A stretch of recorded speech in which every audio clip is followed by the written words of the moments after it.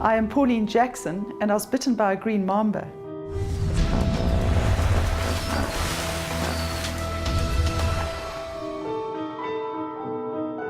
They predominantly arboreal, so they spend a lot of their time in the trees and not too often on the ground. So encounters with them, aren't usually common.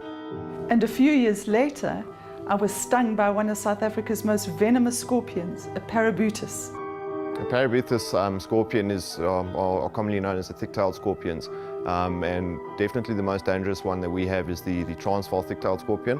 Early in the morning, we were making our way onto the beach, just about to enter the dunes, and this mamba was lying in the grass catching the morning sun.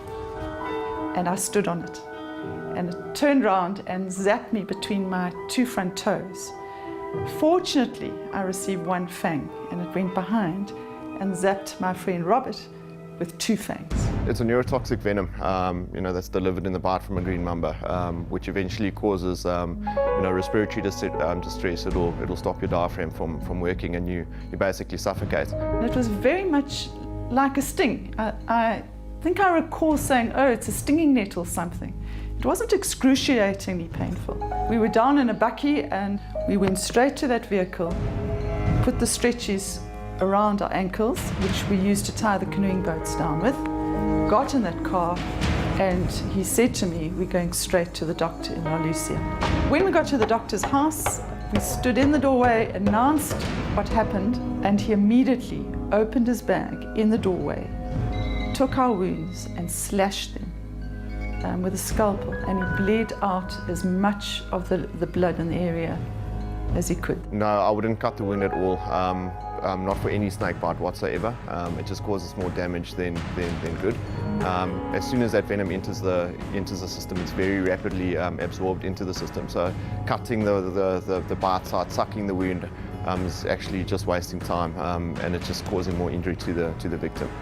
There is antivenom for the bite against the green mamba, and as soon as you arrive in hospital, they'll put you on life support. If need be, start administering antivenom to stop the effects. The headache was blinding, and then suddenly the paralysis started to set in. When we were lying down, he injected us with cortisone. It was an extraordinary feeling of stiffness, as if you've got a real tough viral flu and your body just cannot move. Now, the scorpion sting was a lot worse than the mamba bite. We were in Shimawini bush camp in the Kruger Park. I had the family ready in a vehicle to go out for a night drive, and I popped inside to put on my tackies. Check your shoes, check anything that lies on the ground, your sleeping bag, so on and so forth. They have been known to enter such camping items, and stings do occur as a result of that. And this little guy was in the top of my shoe.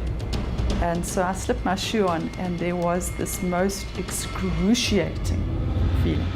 It was like an electric bolt piercing straight up my body. And it was like violent shocks, but hugely painful. When it stings you, it's very painful. Symptoms normally start occurring from 30 minutes after the sting. Symptoms will include burning sensation where you got stung. I was screaming very loudly. My body temperature rose incredibly, and I was soaked in perspiration.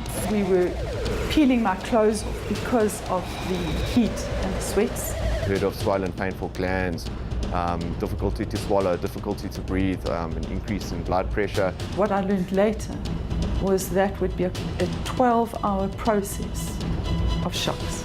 I was terribly frightened. And then we got permission to go out through the park to the Palabora Hospital. Those doctors are amazing. He turned round to my husband, Paul, and said, "You need to understand that nothing can take this pain away." With a sting from a parabutus scorpion, again, try and keep that victim as calm as possible, and try and limit movement as much as possible. Rush the victim to hospital as quickly as you can, Obviously try and avoid car accidents on the way, but try and get there as promptly as you possibly can. And then it was a few days of being just so weak.